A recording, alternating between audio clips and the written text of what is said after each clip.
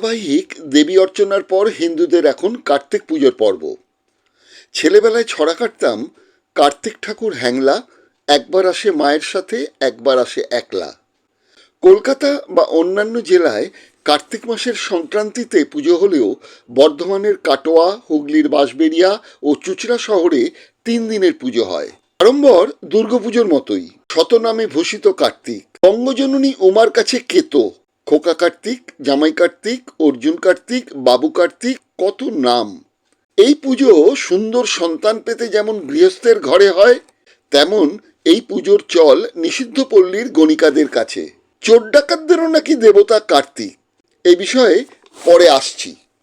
শাস্ত্র বলছে কার্তিক সংক্রান্তিতে দেবলোক ও মানবলোক যখন কাছাকাছি আসে, তখন সব দেবতারই ইচ্ছে হয় মর্তবাসীর পুজো পেতে।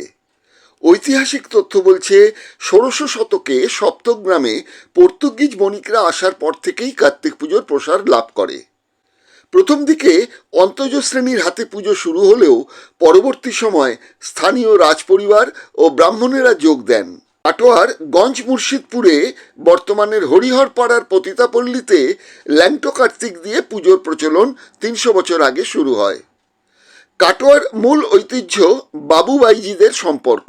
এখানে হতো থাকা কার্তিক। বাঁশের মঞ্চ বেঁধে থাক থাক করে 25 থেকে 50টি মাটির পুতুল সাজানো প্রায় 30 ফুট উচ্চতার থাকা কার্তিক কাটোয়ার ঐতিহ্য। পুজোর পর ভাসানে কোন প্রতিমা আগে বিসর্জন যাবে তাই নিয়ে হতো লাঠালাঠি, রক্তারক্তি।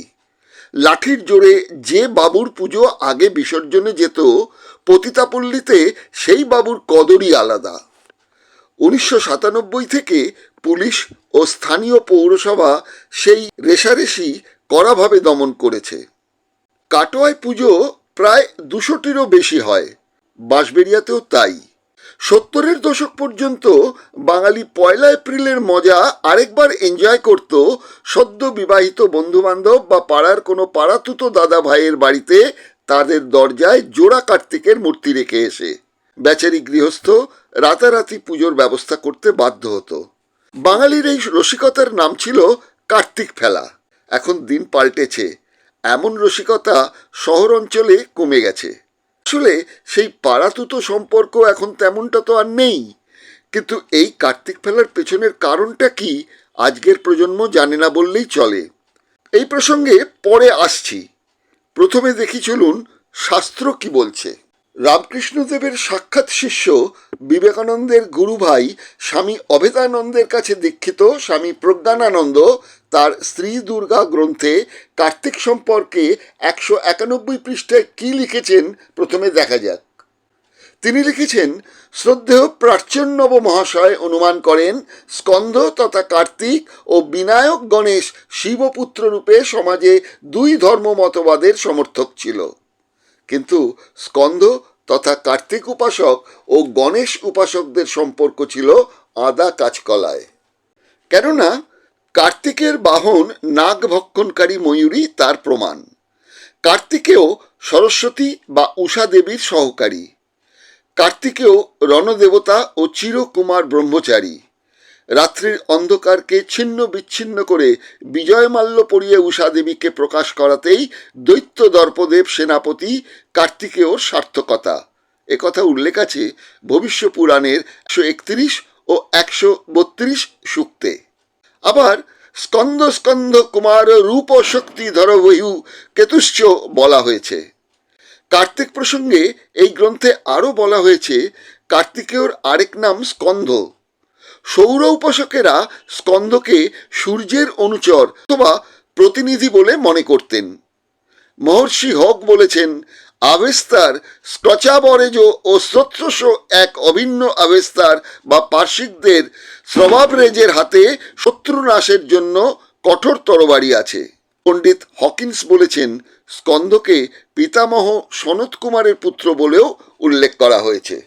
কেউ কেউ বলেন স্কন্ধ বা কার্তিকেয় মহেশ্বর বিভাসরূপী অগ্নি, গঙ্গা, রেবতী অথবা কৃত্তিকার পুত্র।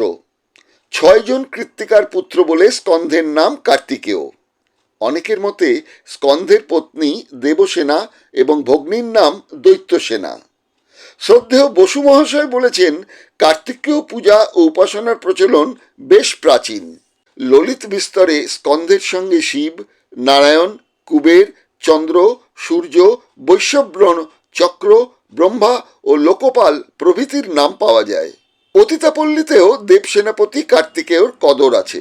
কথিত কার্তিক নাকি ছিলেন পুরুষ যৌনকর্মী, দেবতা ও অপ্সরা তার অভিলাষী ছিলেন। মহর্ষি ব্যাসদেবের কাব্যে আছে, তেজময় স্কন্ধ বেতে দক্ষিণানন্দ স্কন্ধ নামে খ্যাত পূজা করে ঋষিগণ, ছয় শির দ্বাদশাক্ষী দ্বাদশটি কর, 12 কর্ণ এক গ্রীবা একটি জঠর।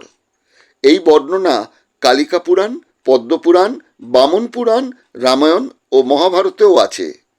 পাণিনির মহাভাষ্যে খ্রিস্টপূর্ব 3য় শতাব্দীতে পৃথকভাবে পরিচিত ছিল। এরও আগে বৌধায়ন ধর্মশাস্ত্রেও কার্তিকের উল্লেখ আছে। বাংলায় 1780 সালে প্রথম কার্তিক পুজোর প্রচলন করেন চুঁচড়ার সোম বংশের বলভদ্র সোম। যজুর্বেদ মতে রুদ্রদেব চোর ও ঠকেদের দেবতা। শাস্ত্রে গণেশকে বলা হয়েছে শূদ্র, লক্ষ্মীকে বৈশ্য, সরস্বতীকে ব্রাহ্মণ এবং কার্তিকে ক্ষত্রিয়। কারণ সহজেই অনুমেয়। কার্তিককে নিয়ে সবচেয়ে বেশি বিতর্ক, কার্তিক চিরকুমার নাকি বিবাহিত? কার্তিক দেব কেন গণিকালয়ে পূজিত হন? কেন কার্তিক ফেলা হয় নবদম্পতির দরজায়? কার্তিক চিরকুমার এই তত্ত্বে বলা হয়, পুরাকালে কার্তিক দেবকুলে অনেক দেবী ও অপ্সরাদের ধর্ষণ করতেন। বাধ্য হয়ে দেবকুলের নারীরা দেবী দুর্গার কাছে প্রতিকার চান। এরপর নাকি কার্তিক যে দেবলোকের নারীকে ধর্ষণে উদ্যত হন, তখনই তাকে দুর্গামূর্তি হিসেবে দেখেন। ফলে কার্তিক ধর্ষণ থেকে বিরত হন এবং চিরকুমার হিসেবে দেব সেনাপতির পদ নেন। যোদ্ধা কার্তিকের ছায়া দেখা যায় গ্রিক পুরাণে। সেখানে গ্রিক দেবতা জিউস ও হেবার পুত্র আগার্স ছিলেন যুদ্ধের দেবতা। আবার কোথাও বলা হয়েছে কার্তিকের সঙ্গে বিয়ে হয় ইন্দ্রকন্যা ষষ্ঠীর। ষষ্ঠীর আরেক নাম দেবসেনা। এই বিয়ে পারিবারিক বিয়ে। যেহেতু ষষ্ঠীর প্রতি কার্তিক, সেহেতুই নবদম্পতির ঘরের দরজায় কার্তিক ফেলার রেওয়াজ। রূপবান পুত্র কামনাই তো উদ্দেশ্য। কিন্তু তামিল পুরাণে বলা হয়েছে কার্তিকের আরেক স্ত্রী ছিল। সেই স্ত্রী প্রেমজ স্ত্রী, নাম বল্লী। তাই দক্ষিণ ভারতের অনেক মন্দিরে কার্তিক পূজিত হন 2 স্ত্রী সহ। জানিয়ে রাখা দরকার, কার্তিক যেহেতু বৈদিক দেবতা নন, লৌকিক দেবতা, পরবর্তী সময়ে অন্যান্য লৌকিক দেবতাদের মতো কার্তিককেও হিন্দু ধর্মে স্থান দেওয়া হয়।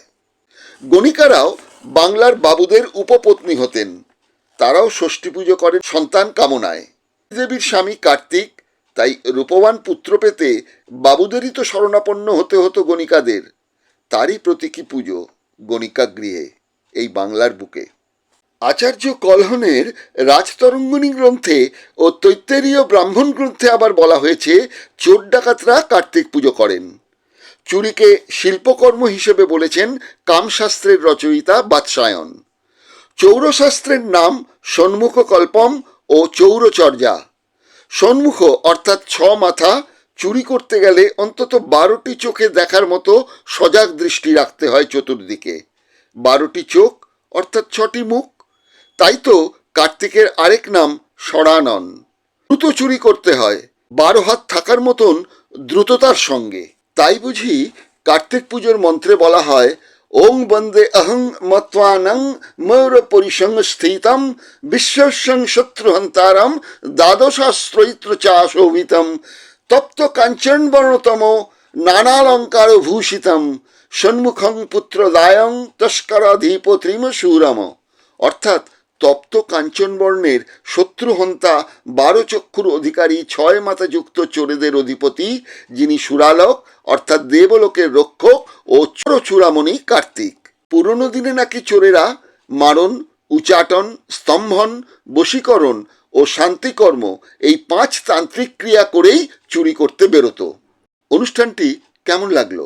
ভালো লাগলে লাইক দেবেন, শেয়ার করবেন, মন্তব্য জানাবেন আর সাবস্ক্রাইব করে নিশ্চয়ই উৎসাহিত করবেন। এমন অনেক রঙহীন সংবাদ ও অজানা তথ্য জানাতে দেখুন দিগদর্শন, দশের পাশে, দেশের সাথে।